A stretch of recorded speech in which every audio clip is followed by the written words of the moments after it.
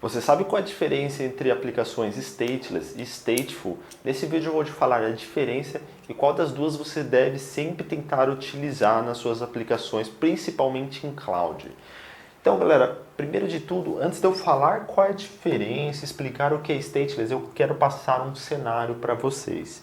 Isso é um cenário onde nós temos um autoscale configurado, ou seja, escala de acordo com a porcentagem de CPU ou de uso de recurso, tanto faz. Nós temos o nosso cliente, onde ele acessa o load balancer, então ele vai acessar o load balancer e o load balancer irá rotear a conexão. Então ele, para requisição 1, ele joga para o servidor 1, para requisição 2, ele joga eventualmente para o servidor 3 e assim por diante. Então ele sempre vai roteando. Então, galera, quais são as primícias para isso daqui funcionar? Tem algumas primícias e eu já falei algumas vezes até mesmo no canal.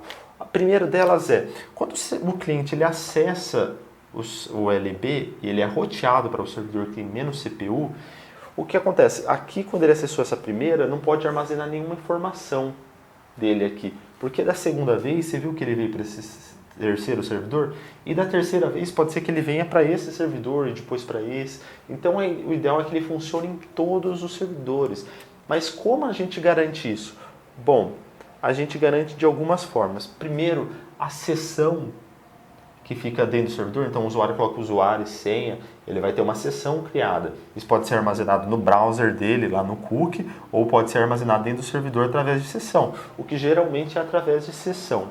Se for esse o caso, não vai poder ser uma sessão local dentro do servidor, porque se a sessão ficar nesse, depois nesse não vai funcionar e assim por diante. Então o usuário não vai ter uma boa experiência. Então o ideal é você colocar essa sessão em um banco de dados externo, como por exemplo o DynamoDB. Nossa, Douglas, mas por que DynamoDB?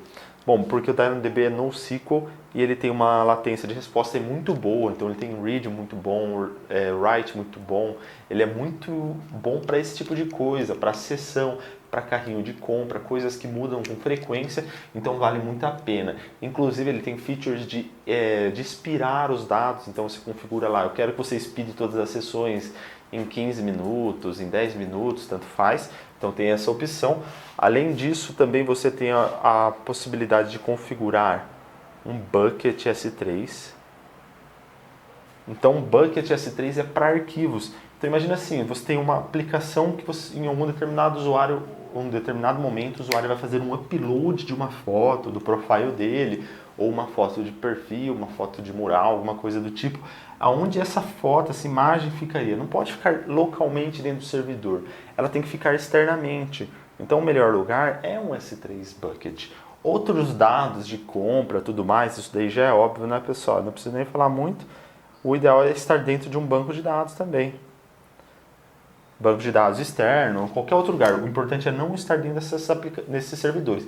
Esses servidores você tem que focar diretamente na necessidade da sua aplicação, na necessidade do negócio. Então ele pega dados externos, então ele recebe funções do usuário aqui, ele vem até o servidor para fazer um processamento, porém ele pega os dados de outros lugares para realizar esse processamento.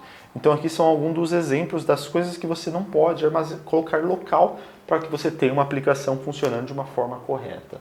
Então legal, a gente já entendeu esse cenário, a gente já entendeu aqui que para funcionar nós precisamos ter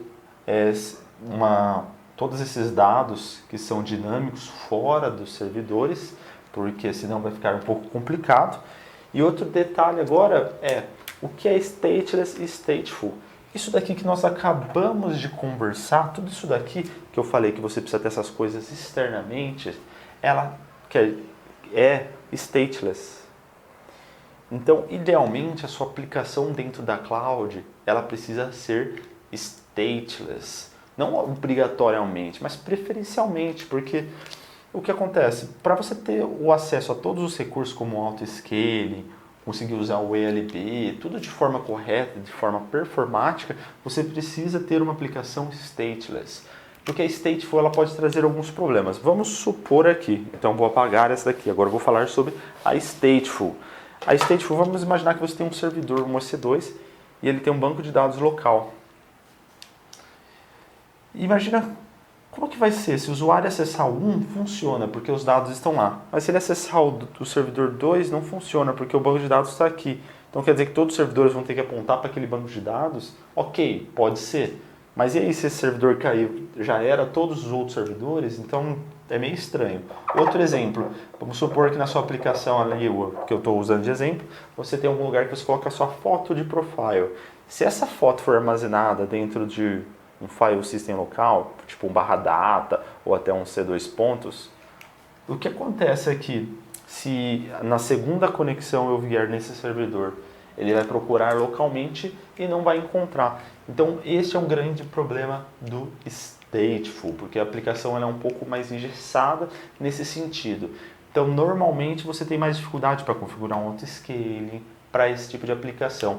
Elas geralmente, tá pessoal, elas trabalham da seguinte forma: é apenas uma EC2 e eventualmente se você precisar colocar mais memória, mais CPU, ao invés de você criar outro servidor, o que você faz? Você simplesmente vem aqui nesse servidor e aumenta a memória e CPU dele, porque é uma aplicação stateful. Então isso é um termo muito utilizado principalmente em certificações em cloud, onde você precisa ter já em mente que stateless é o tipo de aplicação ideal para funcionar na cloud, e stateful não.